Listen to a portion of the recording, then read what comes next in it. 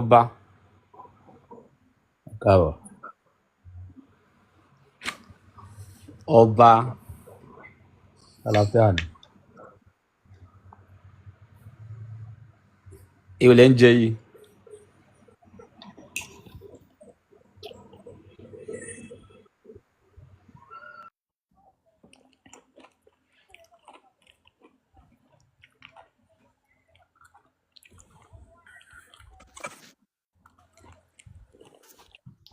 Bàbá ọba.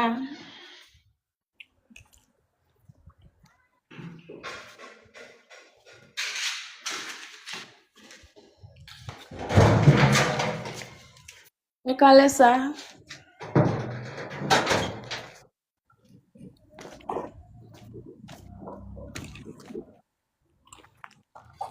Ẹ kálẹ́ sà. Program tó ń sọ. Lẹ́fà.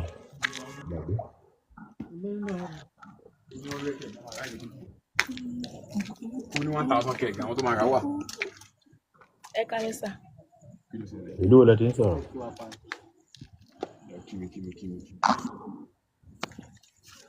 Ìkòròdú.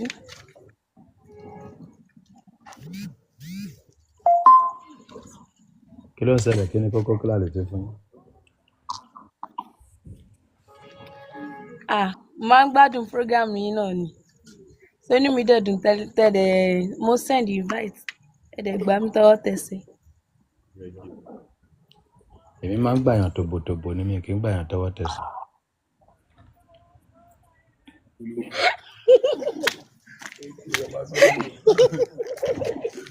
Bàbá wíìrì. Bàbá yìí o. Ẹ ṣé sà. Èmi náà gbà yín tán sà. Mo gbà yín tó kù.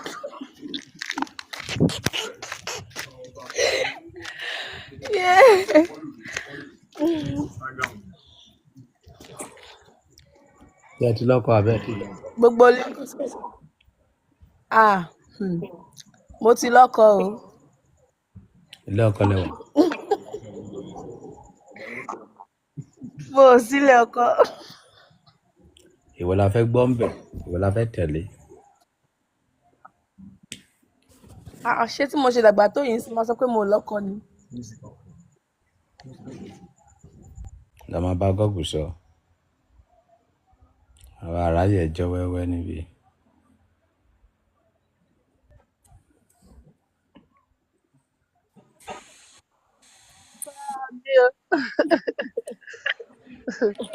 Ẹ kálẹ́ sà. Bomi ṣe lè sí ojú yín.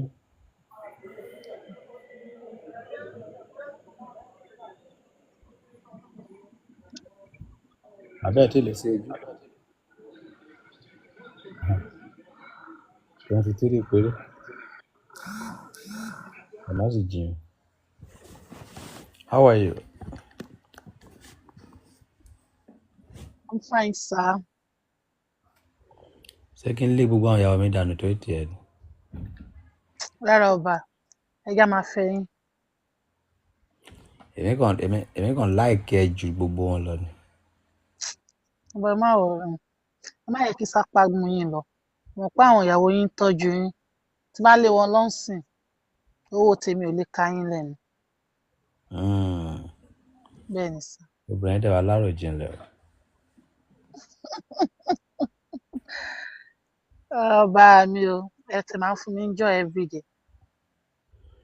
Olóburúkú làwọn favourite yẹn. Kí ló ń ṣe fún Yorùbá mi? Ìgbà tí màá lọ wo owó tí mi tó wà ń bẹ̀. Bẹ́ẹ̀ sà. Is $75. Wow. Mo fẹ́ wá gbà jáde. Okay. Wọ́n á sọ fún mi pé wọ́n á ní kí n máa kọ déètì tí mo sí ó pa àkáǹtì mi. Déètì wo ni mo pa àkáǹtì mi? Owó tí mo transfer àgbẹ̀yìn èlò ni. No, ẹ máa sẹ̀tẹ̀ oníbẹ̀ ṣe máa ṣe báyìí. Báwo la ṣe ṣe ẹ mọ déètì náà. Báwo mo fẹ́ mọ déètì? Kì í ṣe ọdún mẹ́wàá, kì í ṣe ogún ọdún ni mo ti sí báǹkì mi. Báwo ni ṣé báǹkì ló ń sọ? Pé ọdún wo ni mo sí báǹkì? Àṣì kan ṣe wọ́n ni.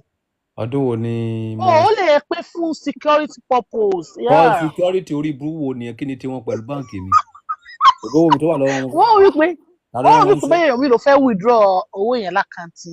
rubbish náà ń ṣe yẹn o lè ní Ẹ̀bùn wọn wọn lè bá yín withdraw ẹ̀ náà. how do you want to o gbọ́dọ̀ fill Like o gbọ́dọ̀ like fill àwọn fọ́ọ̀mù yẹn kó tó lè withdraw ẹ ní owó ń bẹ̀. lè get yẹn ní báǹkì yín sà. I don't have time for all those things. Àbọ̀ ẹ̀yìn máa lọ bẹ̀yẹn tẹ́kùn máa fún yín lówó tó kù báwo lẹ ṣe wá fẹ́ gbà mo lè má lọ bẹ̀ mọ́ wọ́n ti jẹ́ kínú bí mi mi ò ráyè rárá. Àwọn báyìí ìbọ̀lá ti fẹ́ máa gbọ̀ndì. anything point mi ò ráyè rubbish owó ni mo wá lọ síbẹ̀ kí láǹfààní ìdí tó gbọ̀n tí mi ò rówó gbà jáde. Ọba mi ò ẹni kí ó máa bá yín ó máa sẹ́ẹ̀tì kíní settings lórí TikTok tó yẹ pé wọ́n lè máa gbọ̀n tó máa ṣe everything tó yẹ pé wọn ò ní draw wọn ò ní sọ anything. Ṣé ìfẹ́ sàn àwọn míì máa ń gbọ̀n tó yẹ pé wọ́n máa ń ṣídìí sí wọ́n máa ń ṣe ó bó ọmú tó yẹ pé wọn ò ní báńdà kan tí wọ́n dẹ̀ fún wọn ní rárá. mi ò mọ àti mo bọ́ ṣe sẹ́ẹ̀tì irú kan bẹ́ẹ̀. Màá béèrè lọ́wọ́ lady kan màá sọ fún yín ó máa sọ yín record everything màá ní kó sẹ́ni ọ̀ máa ní kí lady yẹn wá sí kó wá explain fún yín. ṣé aláìsí sí. Kúnyàn ọ̀fọ̀ gbà lórúkọ ẹ̀ mú bọ̀ nù ẹ kì í ṣe ẹ̀ fún mi.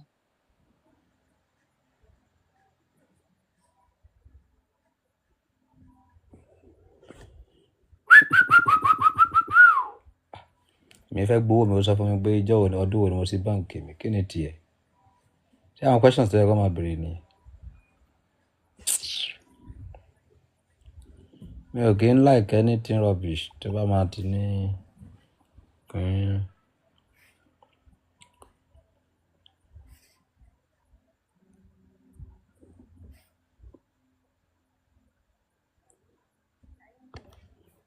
kàbí kí sá gbogbo àwọn tó wà ní block àwọn tó wà ní palace block nítorí tiẹ̀ nìkan ni. Ọba mi rárá sà ẹ má wọrí ṣe gbọ́ sọ́ba mi ẹ má wọrí. gbogbo wọn ò rí ṣe mọ́ kò sí kòtò ẹ máa bá wọn ṣe. Ọba mi inú mi dùn bí mo ṣe rí gbogbo wọn yẹn.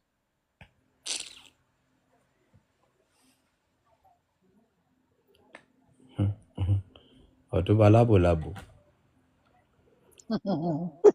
wọn ò sí ní 1 level péré o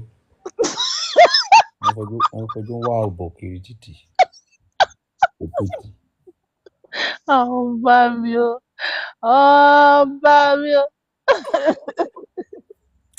tán bá fún ẹ lóyún ọba àjápa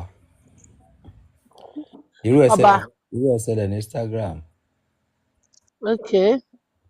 so mọ̀ nìyẹn tó bá ti wá sí orí íńtánẹ́ẹ̀tì kò kí ń sí ojú torí ẹni tó máa ń fún mi lówó nígbà yẹn ìbùkún ò kí ń sí ojú má ní ẹ wá rí àwọn ọmọ Instagram tó bá ti wá báyìí kò ní sí ojú àwa sin ohun how are you hello so ìyá gbà wípé olówó ni. God of mercy. àbí kò yẹ. bẹ́ẹ̀ sá. ó ti wọ díẹ̀ mọ́ ọmọ kan nìyẹn máa wọ díẹ̀ mọ́ yẹn gbé súnmọ́ ó wá lọ gba hòtẹ́ẹ̀lì bóyá lọ yáwó fi gba hòtẹ́ẹ̀lì ní kò sẹ́ni tó mọ̀. nígbà tó máa lọ yáwó tó máa gba hòtẹ́ẹ̀lì nígbà tó máa dé báyìí nígbà tó máa dé hòtẹ́ẹ̀lì tó donate ìdìbò tó fún ní dọ́ọ̀kì tó gba ní everything ó kàn ní ó kàn ṣe transfer sí ni. So fake transfer. Transfer. Yes, fake transfer. So ìgbà tí ẹ̀ bá máa délé báyìí wọ́n ti return owó padà bó ṣe sá ní blọ́ọ̀kì nìyẹn. ayé mi ò. bó ṣe jẹ gbé bó ṣe fòbò jóná nìyẹn ẹni tí a rí ojú ẹ̀ bó ṣe lọ ṣẹ́ǹjì handle ẹ̀ lórí Instagram nìyẹn. àwọn fọwọ́rajà pọ̀ tẹ́ bá ti rí àwọn èèyàn tó ti ṣe bí ọ̀làlẹ̀ ọ̀làbò yẹn tẹ́ bá ti ta sí ẹ má máa bá wọn sọ ẹni tì í.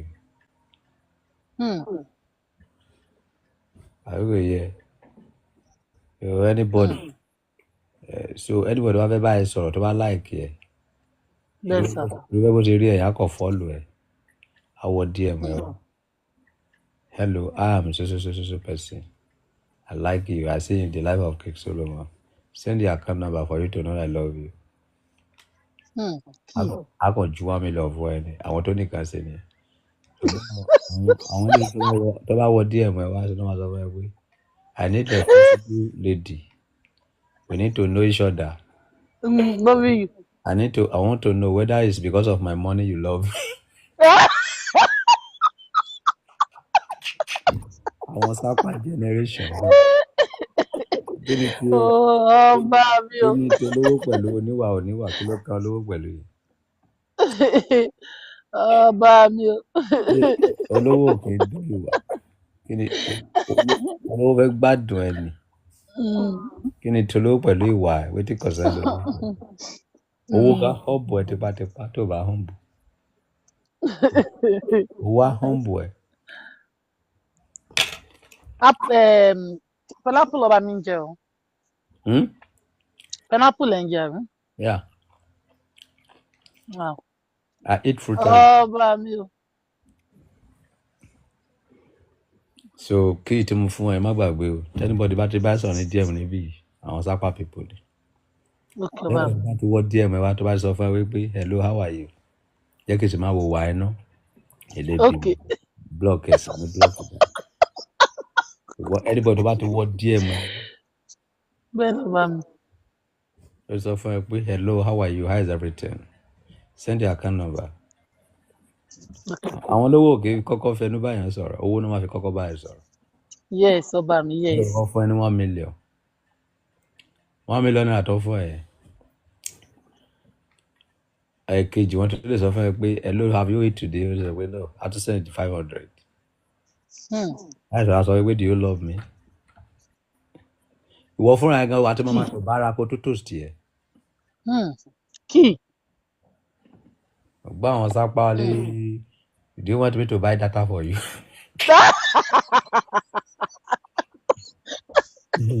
Ìwọ lè lọ.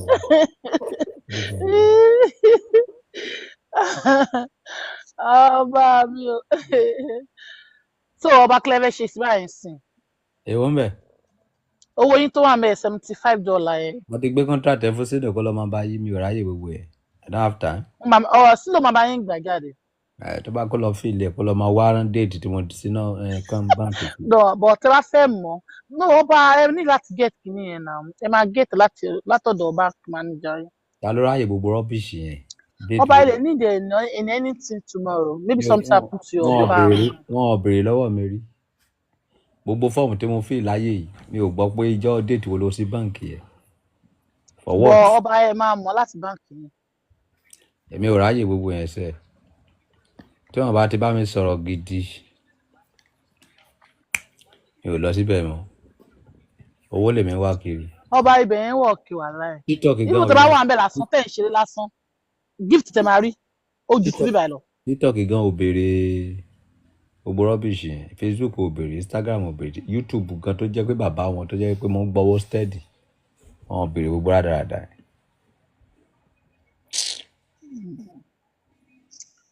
Déètì tí wọ́n sì ń gbà. Ọba mi ẹ máa ẹ wá ọ ẹ máa bank manager yẹn máa sọ fún yín gbogbo kí ni ẹ ló yẹ ká ẹ mọ̀ sílẹ̀ because ẹni tí lè ṣẹlẹ̀ sí báńkì yẹn lọ́la ẹ mọ̀ ẹ fẹ́ ṣiṣẹ́ lé lórí ọ̀ kẹ́ fẹ́ pè wọ́n ní customer care wọ́n á béèrè àwọn details kankan. You understand ọba mi? Tí bá ti ráyè gbogbo yẹn èmi ò lè máa ṣe rádaràda because of owó tí ò pé $100. But wọ́n ti kó rẹ̀wẹ̀sì bá mi pẹ̀lú rubbish tó ń ṣe.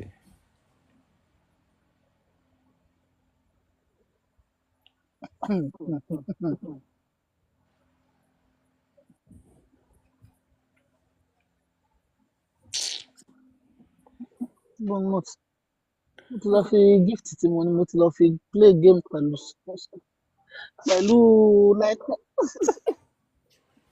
Okay, wo gift yẹn lẹ́nu. Láìpẹ́ ni wọ́n play game lẹ́kan àti ìyàwó Oríyọmí ọmọ kékeré yẹn. Ṣé o fún lion ni? Ọba mi. O fún láìtọ̀ ń láyọ̀. No, ìyàwó Oríyọmí. Ok, o fi láìtọ̀ sílẹ̀ o lọ ń gbèjà ìyàwó Oríyọmí. No, òun àti ẹ̀kọ́ ló play lady kan ni. Ọmọ kékeré kan báyìí tó kọrin ìyàwó Oríyọmí tó kọrin ọmọ kékeré yẹn ya. Àwọn èèyàn láìpọ̀ ọmọ yẹn bí. Èlò láyọ̀ tó gbà. Ní ti ẹ̀ wò. Bọ̀ ọmọ yẹn ó gba gift bẹ́ẹ̀ mo ti ń bọ̀ orí báyìí mo ti ń wẹ̀ wá lọ́la ìbámu kúrò ń bẹ̀. Èlò láyọ̀ tẹ̀yìn fún. Ẹyọ kan. Báwo lẹ ti fẹ́ wá kú rí? Ó ti ọkọ bá mi máa sọ̀rọ̀. Nígbà tó ọba mi ò ṣeré ní ẹ̀kẹ́ mọ̀ náà. Nígbà tó fi ń pa ẹ̀mí níbi tẹ́yìn lọ fẹ́yàn ní láyọ̀. Ọba mi ẹ̀yin gan àìfọ́ ni màá wá ní láyọ̀ mi màá lọ máa fún yàn ká. Ìdí nìyẹn tó fi rí pé mi gba ti Tóyà mu. Tóyà ó ti bójú mi jẹ èmi náà máa bójú ẹ̀. Ọba mi woman yẹn nice o woman yẹn gbé lọ́wọ́ gan. Ọba mi kó tẹ̀ wá Tóyà come up come and give my king money. Má máa dárúkọ Tóyà níwájú mi sẹ́ẹ̀. Ọba mi. Ó yá lọ fẹ́yàn ní $600 Europe. Mo dẹ̀ sọ fún pé bí ń pa mí. Mo dẹ̀ ní kó ṣe àtúnṣe láti ẹ̀jẹ̀ ta ó dẹ̀ fi mí pa ó dẹ̀ fi mí ṣeré. Mi ò rí ti ẹ̀rọ wọn. Tóyà why now? Ebi ń pa ọba wa now. Ebi ń pa ọkọ wa wá lọ ń fún yàn ní owó tó yẹn owó yẹn pọ̀ gan. Ó fẹ́ kí n kú ó fẹ́ ra pósí mi ni pósí ló fẹ́ rà. Tóyà náà Tóyà come up. Kò sáàyè sẹ́ mi ò fẹ́ rí níwájú mi sẹ́ rí ló pé ni. Ọmọ Tóyà fẹ́ wá fún yín lówó ni. Ó di owó ẹ̀ mú mi ò ní ìdí owó ẹ̀ mọ́. Ó ti sẹ̀ mí bó ṣe wà. Ọba mi let her come up please sir ọba mi my king. Ó ti rojọ́ yìí àti rojọ́ yìí ní last say 3 days ago. Ọba mi fẹ́ wá fún yín lówó sẹ́ẹ̀. Mo ní àti rojọ́ ẹni 2 days ago mo ní kó lọ ṣàtúnṣe àkáǹtì bàbá wà lọ́wọ́ ẹ̀ náà. Ṣé tó bá fẹ́ fún mi lọ́wọ́? Ọba mi let her come up. She like to send money to you in public. Okay, ṣe kárí mi ló máa ń ṣe. Bẹ́ẹ̀ni sá, àwọn míì wà bẹ̀tẹ̀ fún máa láìsí ní tẹ́pẹ́ rẹ̀ nínú ìkí máa ṣoore ní abẹ́. Wọ́n ti wà ní pẹ̀lú nǹkan tó bá mi try yẹn máa padà bá ojú ẹ̀ jẹ́ rí ló máa pè. My king wife, how are you? Oh my gosh, Kisumia. How are you? Our wife. Oba doesn't like me anymore. Ṣé lè tó yẹ ni? Ọba mi ebi ń pọ̀ ọba mi fruit lọ́ba mi ń jẹ láti 1 week báyìí ọba mi ò róúnjẹ jẹ. Ṣèbí ó fìtì ẹ nǹkan tó mọ̀ ń jẹ ṣèbí nǹkan tó fìtì ẹ rẹ̀ rí. Ó dà please owó tí mo fọ́ba mi níjẹta ọba mi ti mọ tán ìjọ ẹ bá mi fọ́ba mi lówó. Ṣé pineapple lọ́ba ń jẹ ní àbí iṣu? Pineapple lọ́ba ń jẹ o kò sówó mọ́. Fruit yẹn ń dá náà pineapple náà dá. Ọba mi yáwó lọ́wọ́ àwọn First Bank wọ́n dẹ̀ ti gbowó wọn bówó yẹn ṣe wọlé báyìí ni wọ́n ń gbà so ọba mi ṣe san owó yẹn tán ni so ó wá nídìí àńdá wọn bẹ́ẹ̀. So what do you know that you can do for ọba mi? Yeah, I can say something to ọba now. Okay, thank you. Ọba mi ó yá account number. Mo fẹ́ send yẹn so máa tó $600 tó fún èèyàn yẹn. That is my problem. How come, Toya? How come? Do you know the reason why I divest? Why? Because of the money? Forget the money. Okay. As you dey see me, Yeah. I'm a giver. Yes. And I want my wife to be a giver. I am. Yeah. Yeah. But as you are now, you cannot enter my DM and tell me your problem. As my wife that I love, I now leave you and go and give my money to person that does not have any favor to my life, does not have any issue for me. That is slapping for me that this wife does not like me. Oh, but what if I didn't say it? That is the meaning. I don't want you to explain. I don't tell you if you want to send me money. I say that the money where you won't send me, it will reach the one where you go and give people where you don't know. That is my question. They could pay 100 years for to send it. Say what you love me, mobile virus, you love me. What you send you? Let me tell you, if you look me very well, Yes, Oba. I don't have love of money for you. Okay. I love you natural. And Okay. Holy Center instruct me to love you, but you have put spit in my eyes. I've messed up. You have Oba. put spit Okay. in my eyes. That poor who sent you to love me. No, Oba. That's the Oba, meaning. police. That's the meaning. Consumer now. Am I right? Yes, Obami. So Yes, you, now. Police. as you are now, I enter your DM and say that Quizuma, this is what I'm passing through. Yes. You say that sorry, I don't talk anything. I don't ask you money. Mm. You now leave me. Go and give person where you don't know money. No, What do you it's not tell me? good, Obami. What are you telling me? That means she's not love you. She That just means I don't. pretend. I'm not important. I'm not important to her. I'm nothing Yes. to her. That is the meaning. And she don't love you. Woman, I'm not. I don't need gifts. Okay. Oba, What I need is money. All these gifts where they give me. Okay. If I sell it, it's 5,000. What I okay, need is money. Oba, I understand where you're coming from. And for you to forgive me, Don't you need to distribute. Don't talk about our relationship here. yeah. Toya, What I tell you give, is give, do, give, give do my the right husband money. Oba do the wants me to right give things. That you. is all. Oba wants me to give you £600. Don't discuss. Don't I discuss cannot. our Oba, relationship Oba, outside. can we do it like this? Maybe she'll be giving you small, like, Why you can't give those people small? No, it was small. Oba, it was a mistake. The way I Please, give Oba now, me. like, gift. There's a gift of like £50. I can't remember the more the gift. More actually, there like £50. There's one gift of £50. Oba me, I didn't even do ẹ like má that. bínú, I didn't do like that. ẹ dáríjì wọn, ẹ má bínú, ẹ yẹ kó máa fún yín díẹ̀díẹ̀. Kó lọ send owó tó fẹ́ send náà kí ọkọ rí náà kí tó mọ̀ nǹkan tó fẹ́ sọ. Okay, can send Okay, me thank you, continue. my king. Oya, send it to Oba now. Toya. Okay, right. Oba love you so much. You know that. Okay. Position me no gbà báyìí. So I don't need any choice. Still don't have position. The position of man. Yes, now. Èmi Oba love fún. It's not third year. Ìgbà tí ẹ̀dẹ̀ ti dé, Ọba ní, báwo ni tèmi ṣe jẹ́? Ọba ní ẹ̀yin lọ́wọ́, mo dẹ̀ ní kò sí wàhálà, mo sún fún yín. You need So, to know that the love that I have for Toya come from somewhere. yes, I know. It's not the love that I planned for. Yes. So So, it's not supposed to be the one to be hurting me. yes. Because I have get something that can hurt her, but I remove his neck from that thing. So he's supposed to respect. Yes. He's supposed to respect me for that. That this man really want my happiness. Yes, Obami, I know. I know you love her. Why you don't want my own But happiness? if you want my happiness, you should try to understand me, Oba. So you want to be discuss our relationship here? Just go and do the. Toya. And Like seriously, Obami really love you so much. Yeah, So try to send that. So this Queen we Zuma. can. Thank hi baby, God bless you for the gift. This Queen Zuma have entered my DM because of you. That Oba, do you really want to marry Toya? True. I said yes. Yes. Yeah, it's true. I said yes. I want to marry her. What do you say? Toya, like seriously, I ask Oba. Oba. We spoken now. And Oba said yes. She really. I swear, like no, we are not joking. Let's be yeah. I told you last time now. Choronti now. Yeah, I know. I said you and I have spoken as well. Like Yes. Oba dẹ̀ sọ pé àwọn love yín like seriously. Pé tẹ́yìn bá ti ready láti fẹ́ wọn pé kò sí wàhálà.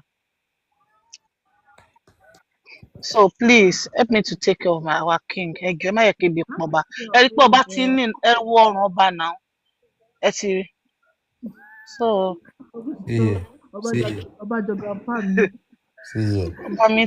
Ọba mi ti ní Ọlọ́run. It's supposed to be like that. So, Madam Toya, please. Oba, like I understand. I'll do the needful, but I You don't don't want want to Oba say to story. I said go and do what you want to. Let me sing it first before any story. I don't want Oba to say because of this, it's not going to talk to me. Yeah. No, Oba is I say joking. go He's and do just what you want to do joking. first. You know our king now, man, Shere. You know now. So that was saying like Oba Shere, so Oba Shere party Oba Femi now. No, Oba serious nípa ẹ̀. Mo ti bẹ́ẹ̀ lọ Ọba now. Last time I saw ṣe mo sọ pé mo bẹ́ẹ̀ lọ Ọba pọ̀ bá sọ pé yes báwọn. No, wàá sọ̀rọ̀ now. Prince Zuma, So Ọba really sa Ọba mi. I will remove you. I don't want I'm talk. sorry. I don't want cho. I'm sorry. Oh yeah, go and do what you want to do. Let me sing it first before I Let know me what. let me send you a token. If it is talking, if it is market, just do something. That is all. Okay, I'll do something now. Hold on. Now you can talk. Money have gone. Sa Ọba mi. Now you can talk. You're free to talk now. Ẹ ṣé kábíyèsí Ọba mi. I love you so much, sir. But please, the day that you tell me that you are coming to Nigeria, don't pass it. Sure.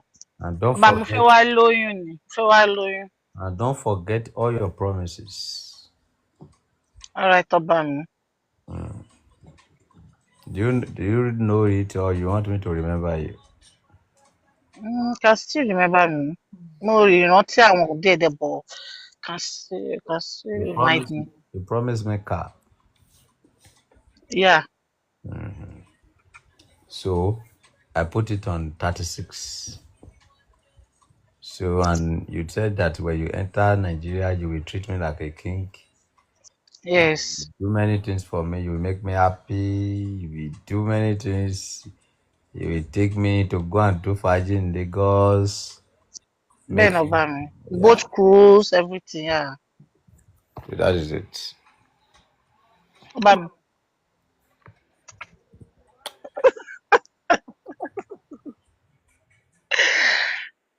Oh my God. But I want to ask you a question. Okay, Ọba mi. Can you touch me click one? Oba, I sent a token. Ọba mi. Ọba mi.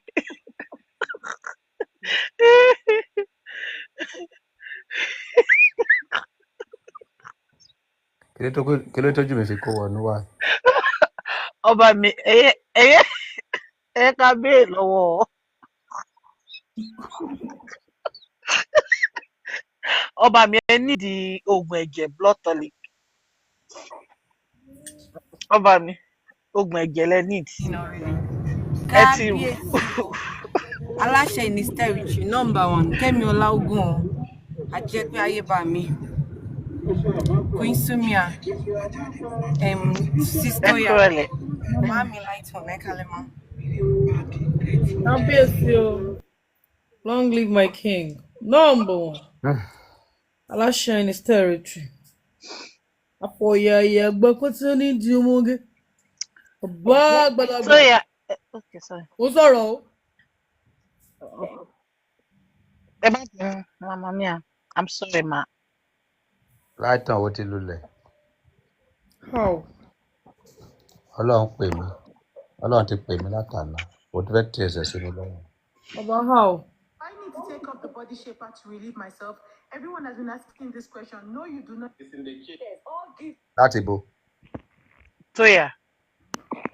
Yeah, sure. Ọba mi báwo mo elulẹ̀? I don't get. Why àfọ̀yàyà gba wátá nídìí ẹni nígbà tí mo ti repent? Ọba mi, but this morning I was reminding you Jesus called you, but you forgot. You were asking a lady out. You were telling her you want to see her on G-String 360 on WhatsApp. So I felt you've gone back to issue. So I don't know. You are still with Jesus. Jésù máa bá kú lọ́sẹ̀ iṣẹ́. So mo rò bí a ti padà sí èmi àti ti tẹ̀ láti lọ sí kí èṣù padà ní. Mi mọ̀ pé.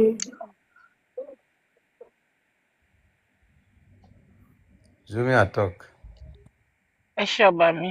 Mo fẹ́ bá yín dúpẹ́ lọ́wọ́ ìyàwó yín. Kí ló dé? Gbèsè gbé lọ. Kí ló ṣe tó ń dúpẹ́ lọ́wọ́ ẹ̀?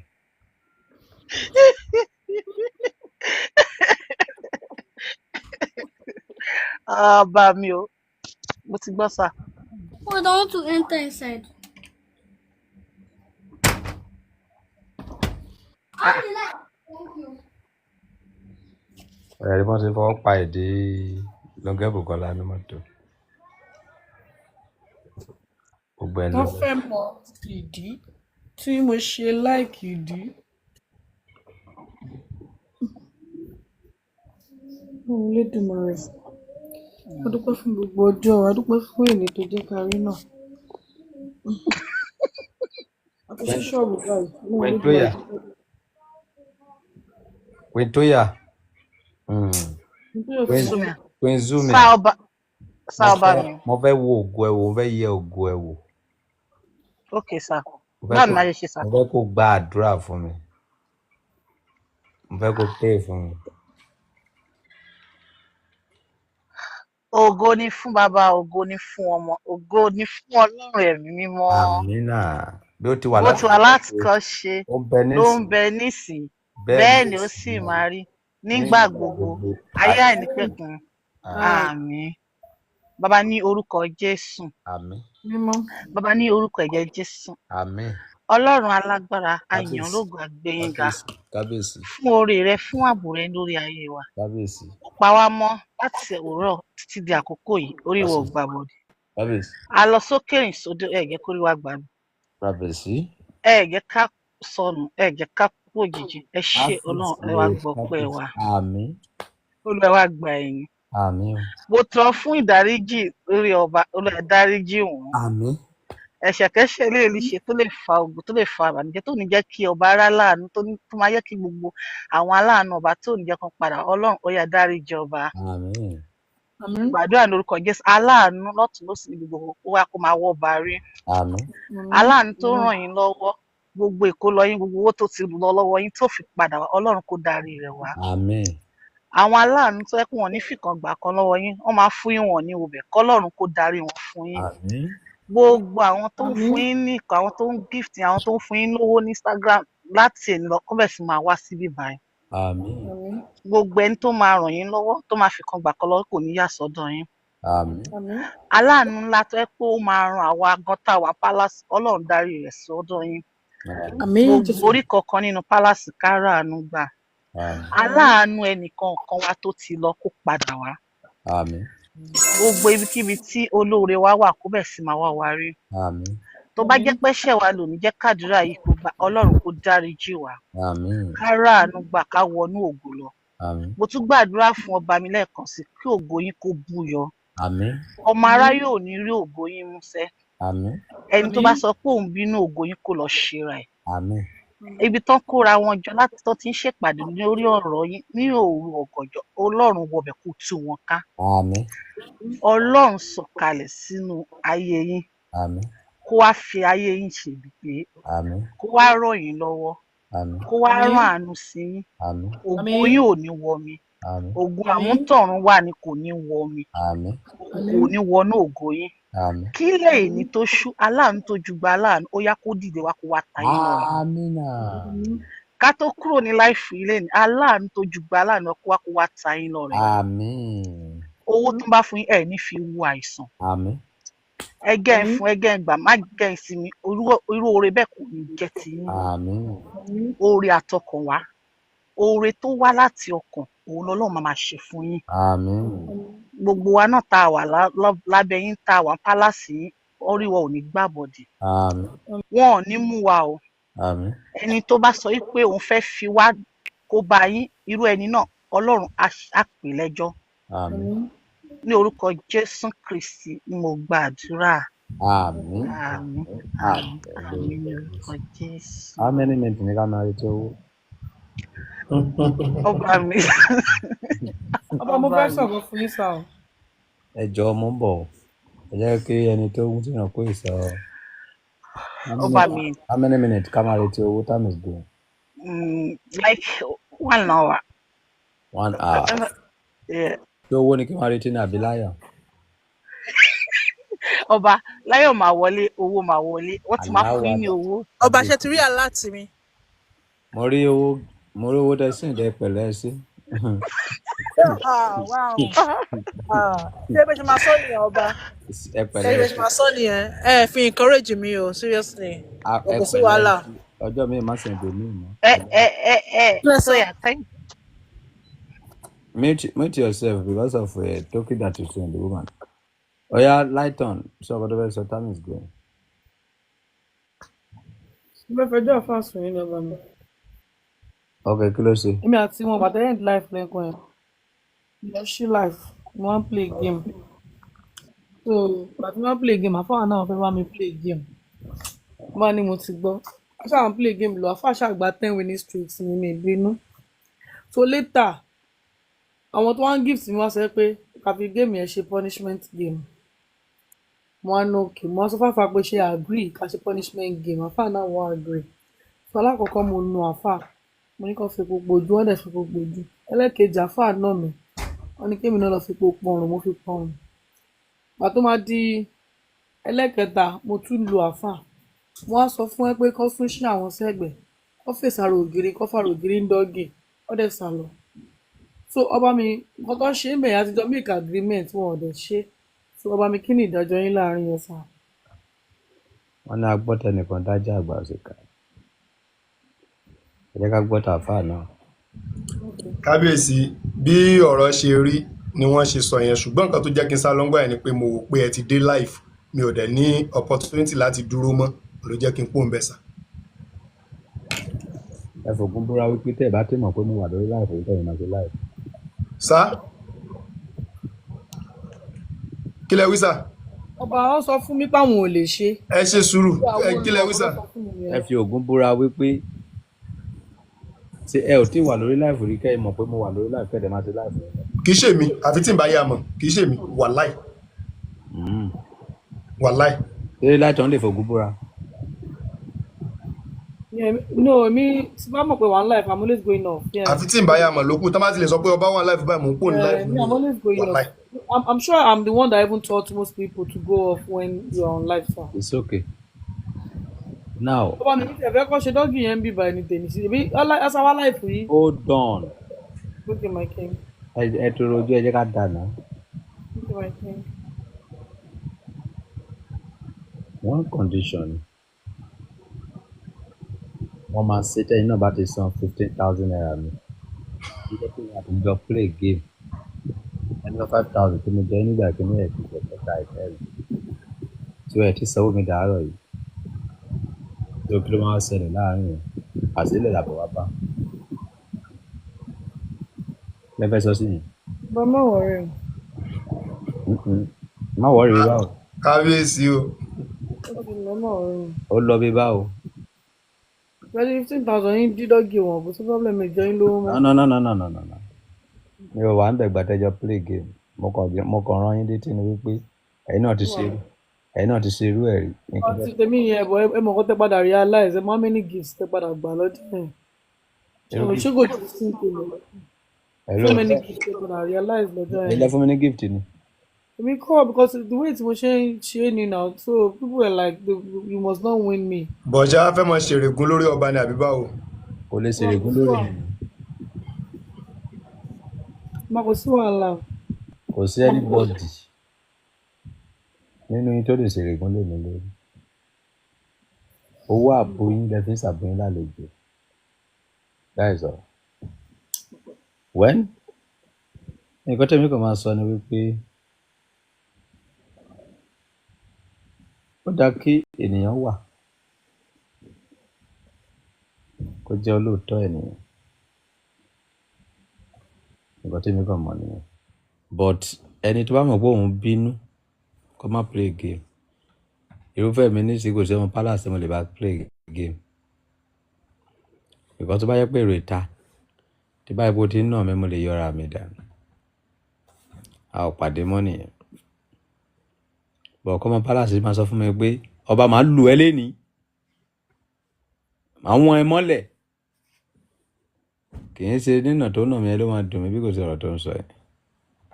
Ẹ dẹ̀ mọ̀ pé àgbàlagbà tó bá ti ń bọ́ ọmọ kékeré ta draft ó ti mọ̀ pé ó máa rí àrífín tọmọdé bá ti nà ní ẹ̀kọ́kọ́ tó bá ti lọ láìkejì. Ṣé bó ṣe rí nìyẹn? so Zumia nìkan mo lè bá ta game because òun ló mọ̀ mí, òun ló mọ̀ wájú mi, ló mọ̀ ẹ̀yìn mi, ó mọ̀ kí mi, ó mọ̀ nǹkan tó bí mi, ló mọ̀ nǹkan tó kì í bí mi nú. That is why I love her. Bí Zumia ṣe wà lóyà ní orí íńtánẹ́ẹ̀tì bẹ́ẹ̀ náà ló ṣe wà lóyà ní DM. Jẹ́ pé tá a bá jọ ń ṣe fídíò call báyìí, tí bá sọ fún yín pé títí máa fi parí fídíò call yìí ò gbọ́dọ̀ gbé call anybody, gbogbo call tó bá wọlé máa cut ẹ̀ off. Nǹkan tó ń pè ní ìyàwó rere lọ́dọ̀ ọkọ nìyẹn. Kò dàbí tó yà tí mo sọ ìṣòro ayé mi fún. Gbogbo ibi ń pa mí tó lọ fẹ́ lòmíì ní $600, €600. €600 ní náírà, that is 1 point something million naira. Tó bá fún mi níyẹn, ṣé ìgbà mi ò tẹ̀ nírọ̀ díẹ̀? Àwọn kan ló ń wọ mọ́tò láago 12 òru tó máa wọ 10 mile lọ síbi iṣẹ́ everyday yìí. Tó ń sọ pé wọ́n ráyé wá. Báwo náà ti fẹ́ sanra? It is a pity for this generation. Ṣé kìí ṣe Emily ló wọ láìfọ̀ mi lánàá tó ń sì dì sókè? Ṣé òun ni? Hello? Give me that. Hello? Emily? Ilé ìmọ̀ tí ì sí ojú. Emily tó wá lánàá mà sí ojú. Now let's go to another topic. How many minutes tó kù báyìí tí ó máa wọlé? Because láti ìgbà tẹ́ ti gbàdúrà látàárọ̀, Dr. Fáà nìkan ló sẹ́ǹdì sí díẹ̀. Bí èlò ní ká máa retí ṣé bí 500 ní àbí 1 million àbí 2 million? Àbẹ́ní amount. Ó bá mi wò náà. Papa mo mi ni o, mo cruise ni o. Ẹ wá kí ló ń jẹ́ cruise gangan? What is the meaning of cruise? Èmi náà mọ̀ ẹ̀mọ̀ pé mi náà máa ń ṣe. Ẹ jọ kí ló ń jẹ́ cruise? Cruise is a strategy to see reality to people in another form. It's a simple way strategy to see reality for people in another form. Oh yeah, go on. Ìyàwó mi wo? Ní orúkọ Jésù inú ọ̀ní lọlẹ̀, wọ́n máa bínú lọ for life.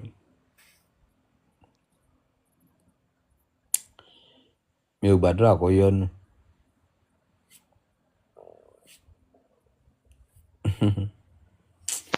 Ó dà gbé ẹ ò mọ̀ mí o. Ẹ ò mọ̀ mí. Bóyá ìyá Abigail ló bínú kó máa bínú lọ ni o. Ó jẹ́ sínú. Kó máa bínú lọ. Mi ìran ní bọ́ọ̀dì bẹ́ẹ̀ ṣe wò mí. Èsùn lèmi. Ìran kan lọ, ìran kan bọ̀, ilé ayé dúró títí láé. Ẹ ti mọ iye àwọn ìyàwó tí mo ti lé dànù. Ṣé ẹ mọ ẹni tó ń pè ní àdúfẹ́ kòkò? Mo ṣeré náà bá mi ò ń ṣe pó serious bó ṣe àwàdà. Tó bá serious, bá sọ pé tẹ́ ẹ mọ ẹni tó ń pè ládùúfẹ́ kòkò. No, mo ṣàwàdà. Àwọn mighty billionaire tí ń gbé l'Amẹ́ríkà ni. Ṣé ẹ mọ ẹni tó ń pè ní baby goski? Every month ló fi fún mi lówó. Òṣèrébọ̀ tí mi lè lé dànù tó bá ti kọjá yìí. Ìdí nìyẹn tó fi rí wípé mo jí ṣiṣẹ́ láàárọ̀ kùtù. I'm a billionaire. Tó bá fún mi lówó àfikún ni. So tí o bá fún mi, mi ò rí ẹ. So that is it. I'm a billionaire in my territory. This is the 55 house tí ma kọ́. 55 house. Mo kọ́lé fún ìyàwó mi, mo kọ́lé fálè. Ibi táwa lówó dé. Àlè mẹ́rin ni mo ní, gbogbo wọn ni mo kọ́lé fún. Number 55 house tí ma kọ́ rẹ̀. Kí tó wá sórí íńtánẹ́ẹ̀tì rárá, mo ti kọ́lé méjì. The first house tí mo kọ́kọ́ láyé mi, Òkùkù ni mo kọ́ sí ní Ọ̀ṣun State. Àfáàṣẹ́ mọ́ Òkùkù. First house tí mo kọ́kọ́ láyé mi, ìlú Òkùkù ni mo kọ́ sí. Ìlú former governor Ọ̀ṣun State ní Oyinlọ́lá. So lẹ́yìn yẹn, second house mo kọ́ sí Èkó. Mo ti kọ́lé méjì kí tó wá sórí íńtánẹ́ẹ̀tì. Lédè tí mo torí íńtánẹ́ẹ̀tì yìí, mo ti kọ́lé 40 something. I'm a billionaire in my territory. and I have properties. Okay? So, why tí mo ṣe ṣe bẹ́ẹ̀? Mo ṣe torí tí wípé everybody má fẹ́ mi ṣàkọ. Tó bá fún mi lówó, tó bá respect mi pẹ̀lú owó tó I will appreciate you. Tó bá fún mi lówó, tó bá rí mi fẹ́ máa ṣèpèsè ẹwà tó wù ẹ́. ní ọba mo ṣeré ni o, kì í ṣe pé mo serious, mo fẹ́ fi catch Mi ò cruise. bá anybody wí, mo kàn ń sọ̀rọ̀ generally. Okay, ọba mi. Irú Lighton nísìnyí tó ń ṣe oríṣiríṣi tí mo wò bíi pé mi ò rí, ó ṣẹ̀ mí bó ṣe wà. Mo kàn wò bíi pé mi ò rí. Ọba don come us and be telling us that you are broke. Èlò lẹ ti fún mi rí. Láti oṣù mẹ́ta ẹ̀ kọjá 11-21 tẹ̀wá ẹ̀. Èlò lẹ fún mi. 21 level tẹ́tí wà láti oṣù mẹ́ta lẹ sì wà. Ẹ̀ kọjá ẹ̀ rí.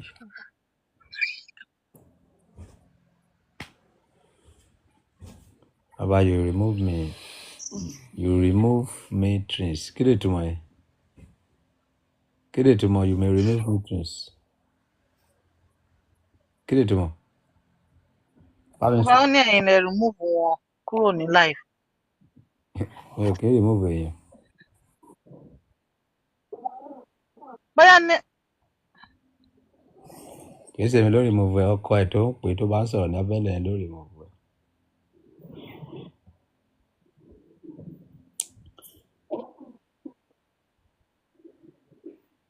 Kò lọ ń gbé ẹ̀tọ́ mi fẹ́ lòmíì.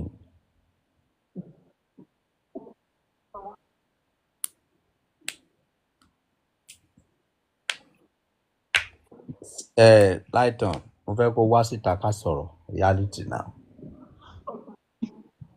Kí ni nǹkan tí mo lè ṣe fún ẹ? Kí ni nǹkan tá a lè ṣe fún ẹ gangan tó máa fi bọ́ nínú gbogbo sápá ìgbésí ayé ẹ yìí?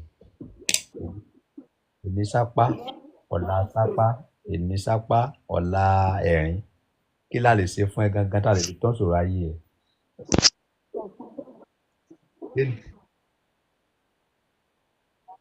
Èló ni?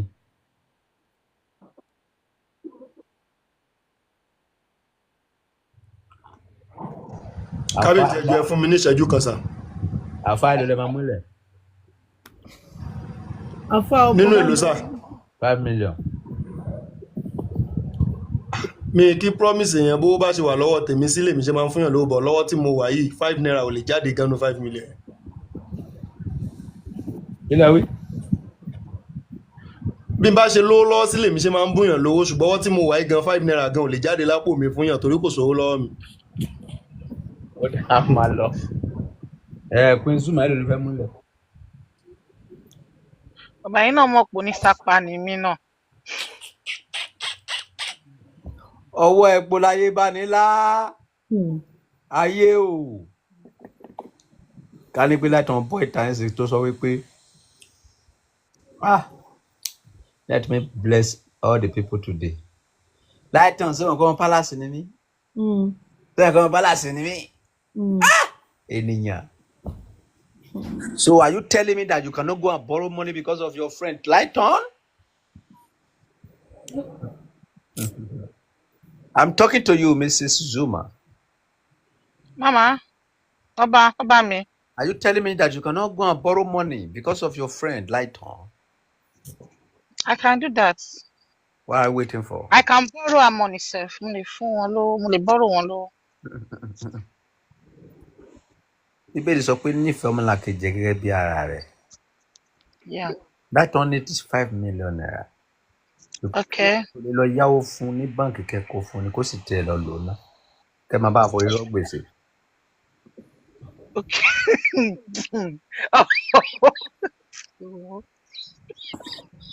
Ọba kò ṣe gbogbo dandan kó jẹ́ 5 million. Èmi náà ti struggle díẹ̀.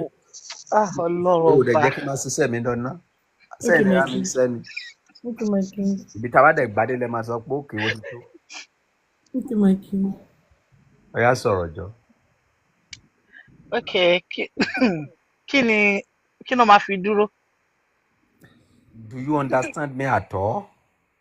Yeah, you mean okay, I should borrow it. Kò yáwó lọ́wọ́ ẹ. Okay. Arábìnrin wa Lighton, ó nídìí ìrànlọ́wọ́ wa. Okay. ẹ ò lè lọ yáwó ní bank kẹ́ fi pa lẹ́rìn kẹ́ máa forí rọ́ gbèsè. Okay.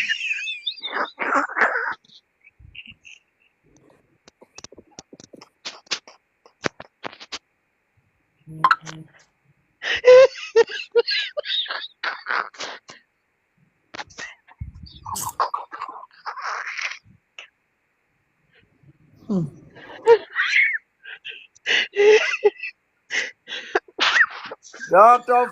Fafo. Mo ti ń ké.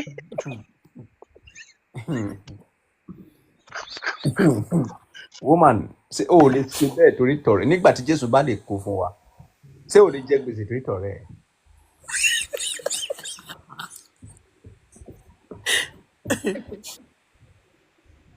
Dá mi lóhùn is a question. Ọba mi.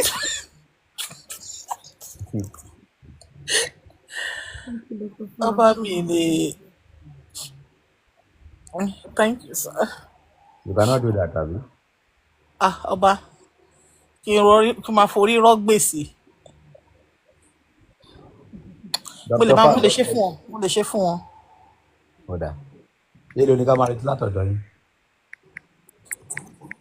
Kí n má sì san owó ilé tí mo yá ní báǹkì tán, má bá wọn yá mi. Okay. Lógẹ́ Bùkọ́lá èló lẹ fi lè ran arábìnrin lọ́wọ́? Kábíyèsí tó bá tó àsìkò tí wọ́n fẹ́ máa Àfáà kò tí ì kàn yín, à ń bọ̀. Ọba kílẹ̀ wíṣàn. Èló lẹ lè fi ran arábìnrin wa látàn lọ́wọ́ látọ̀ 5 million naira. Ó ní ìdíyàn lọ́wọ́. Ọba gálà ni mo jẹ látàárọ̀. Ọba, I'm going through a lot. Ọ̀pá pàdé sápá. Ẹ̀mí ò tẹ́ má ké fún. Ẹ má kò sí wa lọ́rùn ìbò. Ẹ̀mí ò tí. Àfáà, àwa ò fẹ́ gbọ́ wípé tó bá tó táìmù kan. Nǹkan táwa fẹ́ gbọ́ ni wípé tí àkókò bá ti tó ọba máa fún wọn lóye báyìí. A ò fẹ́ promise. àkókò bá tó kábíyèsí mo máa fún wọn ní 200,000. Kábíyèsí Elédùmarè ẹ sá wọn látẹ̀wọ̀. Afa.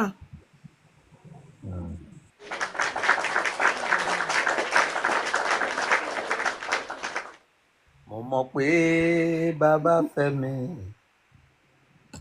torí náà ló ṣe dá mi sí. Ó fẹ́ mi, bàbá fẹ́ mi.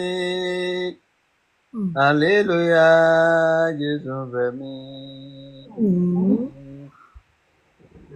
Àkọlé sórí òkun.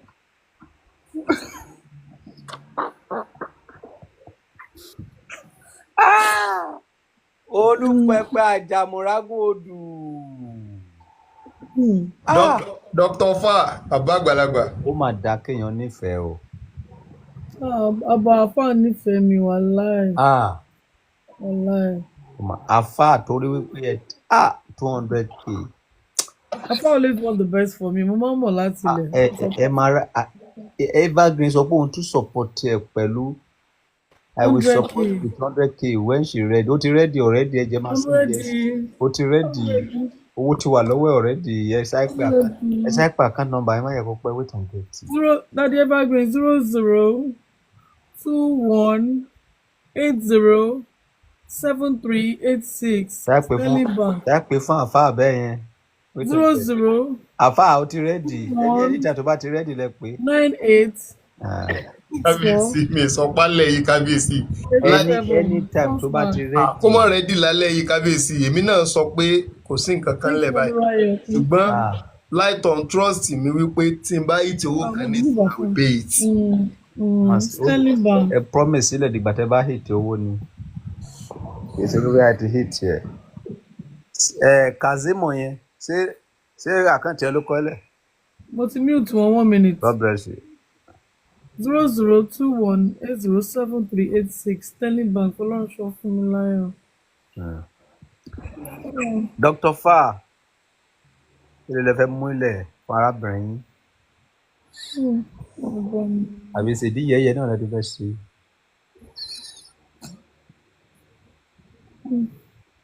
Àwọn olótú wà ní comment section níbẹ̀. Gbogbo wọn máa sá lọ this time around. Tóyà Èló ló fẹ́ múlẹ̀ fárábìnrin yín? New Glory ó kì í sọmọ palace but ojú tó ti mọ́ni ni kò lè sọ pé òun mọ́ni mọ́. Bàbá fẹ́ jèrè palace ò ní jẹ́ ń bẹ̀ bọ̀ bàbá fẹ́ san gbèsè palace wà sàn bẹ́ẹ̀. Ìgbèsè palace kàn ẹ́ ṣùgbọ́n wọn dábàá fẹ́ pín owó ń bẹ̀ kò ní kàn ẹ́ láyé. I don't drop ṣèbí yẹ̀yẹ̀ okay. Nǹkan tí Dr. Fáwọn alágbára ló ti sẹ́ǹdì. Thank you, Dr. Far. God bless you, sir. God bless you. But ìjọ wo ni àfáà dé báyìí báyìí?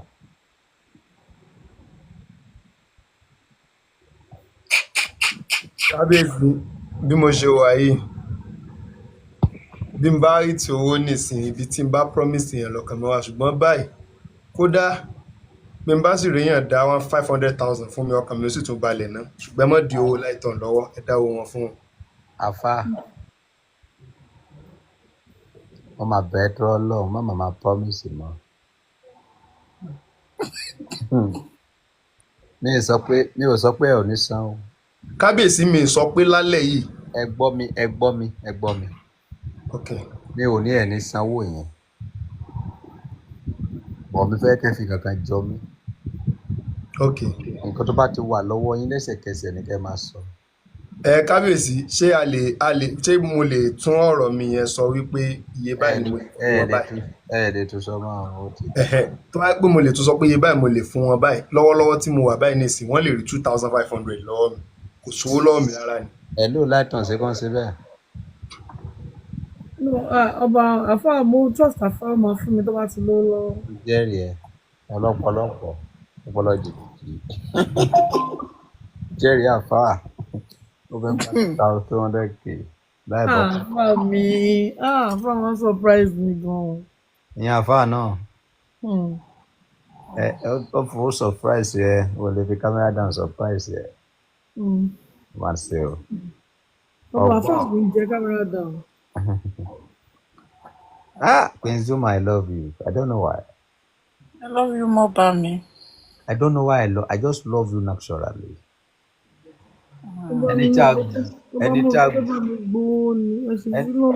Ẹni tí a gbójú òkun lé kò jẹ́ ní àgbà. Ẹni tó ra ìyàwó fún ẹ tó lè fún ẹ lówó tó máa fi ṣe oríire ṣé èèyàn nìyẹn. Bestie. Nígbà tó gbọ́ nígbà tó rí pé ó fẹ́ jẹ ìyàwó. Thank you, Mama. I'm talking. Okay. Wọ́n ẹ̀dà ìyàwó láti ìlú wọn wá síbi tó wà. Ọmọ ìpalárùn ẹ̀ tó ń jẹ búrẹ́dì àwọ̀ orí ẹ̀ ló ń jẹ. Ó di owó tó fẹ́ fi ṣoríire nísìnyí wọ́n ní àwọn jẹ gálà ẹ̀rọ ayé lóde. Ó máa sí bí ìfaratì láyé Ọlọ́run ni mo gbẹ́kẹ̀lé ayé. Ṣé mo lè sọ̀rọ̀? Ẹ ló wá àpẹ sọ̀rọ̀ yìí náà orúkọ ẹ wà pẹ̀lú àwọn ọba mo fẹ́ sọ̀rọ̀ ni.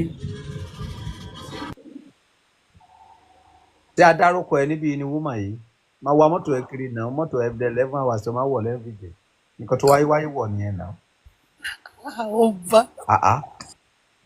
Èèyàn máa ti kó níbi tí wọ́n ta aago 6 ọmọdé láago 12 òru kì í ṣàfihàn ni èlé ló ń bà lókè. Báwo ló fẹ́ ráyè tára? Àwọn tó máa gbé gíláàsì sójú báwo ló ti fẹ́ rálá ẹnu? Wo bó ṣe fẹ̀ sínú mọ́tò. Báwo làwọn yẹn ṣe fẹ́ help ẹ̀?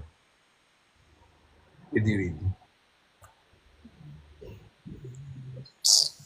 Evergreen ṣé owó yẹn ti wọlé jọ? Ó máa ní ìdí kí wá gba prayer point àdúrà kan. Wà á pariwo Jésù tó nígbà 3. Wà á ní Olúwa jọ̀ọ́ má yẹ kó lè sápá promise mi sọ́dàdúrà.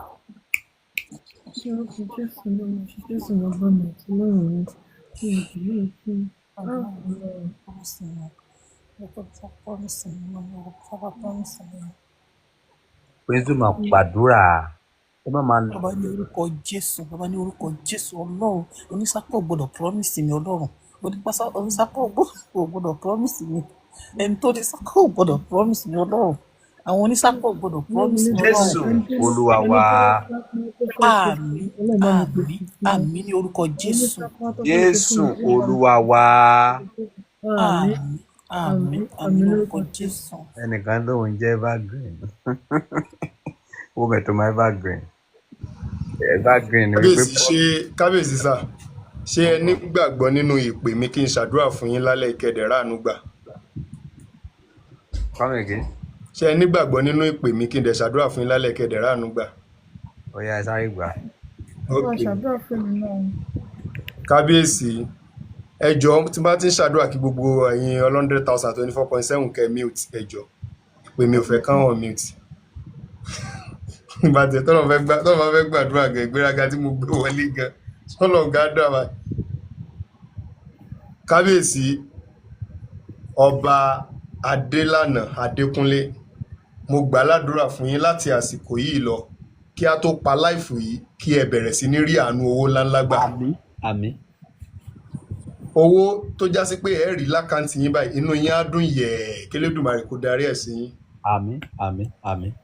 Tọ̀tún tòsì lẹyẹlé fi ń kórè wọlé, bá a bá gbálé bá a bá gbàtà tá a bá gbálé tá a bá gbọ́dẹ̀dẹ̀ ìta là ń dà á sí. Látàsìkò yìí lọ owó ńláńlá kọ́mọ aráyé wà dálù yín. Àmín.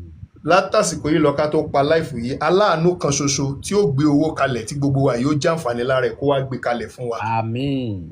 Ajígbérin kọ́ ajígbédàkọ́ ajígbédàkọ́ òjí ní kùtùkùtù bá wọn kódà oúnjẹ adífá fún ọlọ́mọ òṣòrògà níjọ́ tó ń tojú ọ̀run bọ̀ wá sójú ayé. Iye wọn lójú dẹ, iye wa olójú òjé, ojú méjèèjì làwọn ìyá mi àjẹ́ níta máa ń ṣíwó yẹn, wọ́n lẹ́ni tán bá síjú dẹ wò wọ́n ní wọn ráàánú gbà. Látàsìkò yìí lọ káyé mọ̀ síjú dẹ wò yìí, wọ́n lẹ́ni tán bá síjú òjé wò wọ́n ní wọn náà máa ń ráàánú gbà tán máa ń rówó náà tán máa ń róore gbà. Látàsìkò yìí lọ kọ́ máa ráyé kí wọ́n síjú òjé wò yìí kẹ́ ráàánú ńláńlá gbà. Àmín. Kẹ́ rí owó ńláńlá gbà. Àmín. Kọ́kàn yín bẹ̀rẹ̀ sí ní balẹ̀ látàsìkò yìí lọ. Àmín. Ká tó kù lórí láìfù yìí, owó tí gbogbo wa ò pín tínú wa ó dùn k'Elédùmarè kó darí ẹ̀ sí wa. Àmín. Ó dàṣẹ àṣẹ ń tẹ̀dùmarè. Àṣẹ́gun. Afá ẹfẹnuyẹn náà ṣàdúrà fún mi náà lẹ́gbẹ̀ẹ́ kan. Sórí tí bá ṣe rí Lighton máa lé ẹkọ ní palace láìpẹ́. Tó bá ti ṣe kan fún mi, wọ́n máa sọ̀rọ̀ ní pẹ́rẹ́nsì sí mi. Oh, I'm sorry, sir. I'm sorry, my friend. Style ọ̀fẹ́ bá tèmi jọ. Wọ́n á ṣàkíyèsí kankan. When they do something for me, don't talk anything. Okay? After how many hours, nigga? How many minutes come out taking it? Kábíyèsí ẹ mọ́ retí táìmù kankan ṣùgbọ́n ká tó pa láìfù yìí owó máa wọlé. Allahumma àmín. Ẹ má kọ yẹn kò bá àkọ́tà ṣe jọ. Okay. Ire mi dé o, ire ayọ̀. Ní sáyìn sọ̀rọ̀ mi o, sáyìn sọ̀rọ̀ mi.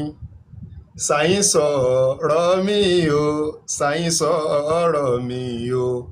Ọba tó ní sáyìn lọ́dọ̀, sáyìn sọ̀rọ̀ mi. Àmín, sáyìn sọ̀rọ̀ mi o, sáyìn sọ̀rọ̀ mi. Ọba tó ní sáyìn lọ́dọ̀, sáyìn sọ̀rọ̀ mi. Ẹni kò tún pa àdámọ́ o, kò tún pa àdámọ́. Ìbànújẹ́ mi tó ràjò kò tún pa àdámọ́. Àmín. Ó di báyìí o, ó di báyìí. Ìbànújẹ́ mi tó ràjò ó di báyìí.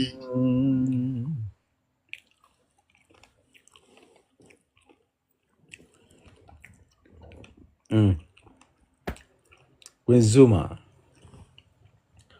can you tell me the meaning of Zuma? Yeah, by complaining. And àwọn gbogbo orúkọ mi àwọn orúkọ mi ló wà ń bẹ̀. Somisola, Unique, Mọ́ọ̀mí, Ìkódídẹ.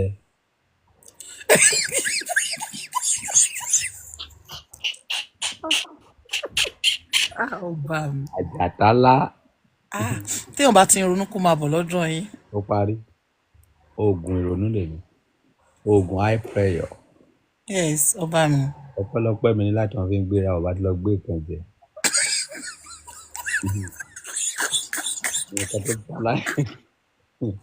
nǹkan tó bá láìtàn ní agbára.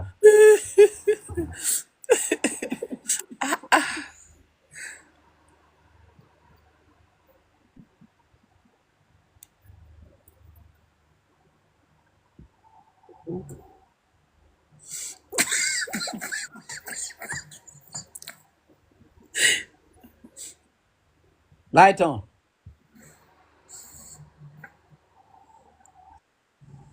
Sá. Wúrà àti fàdákà èmi kò ní o. Bẹ́ẹ̀ni. Ní orúkọ Jésù. Lọ sí rere. Àmín Jésù. Lọ pàdánù ẹ̀. Àmín. Jésù agbára wa. Àmín lórúkọ Jésù. Ṣé o mọ ibi tí ọ̀rọ̀ yẹn ti jáde ní Bíbélì? Mi mọ̀ bá mi.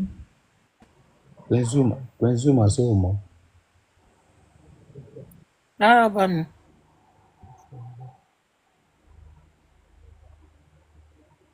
Ta ló mọ nǹkan tó ṣẹlẹ̀ nígbà tí ọ̀rọ̀ náà jáde?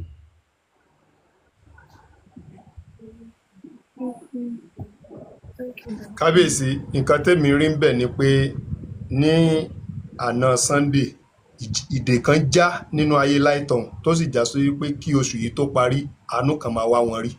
Ó ti ṣe. Àmín. Àmín.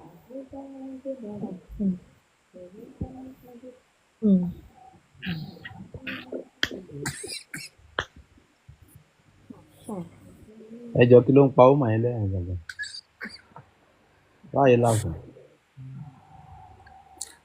Ó sì kọ́kọ́ wá mi. Ọ̀rọ̀ yìí ló pa mí lẹ́rìn. Wọ́n á ṣe ẹ̀. Lórúkọ Jésù bó ṣe ń fẹnu rẹ́rìn wá fòbò rẹ́rìn láìpẹ́. Ọba mi, ẹ̀yin lẹ́ni kí n máa rẹ́rìn pé kí n má máa le jù. Tó bá ti le jù òfin fine. Ẹ̀rín ló máa ń jẹ́ kó fine.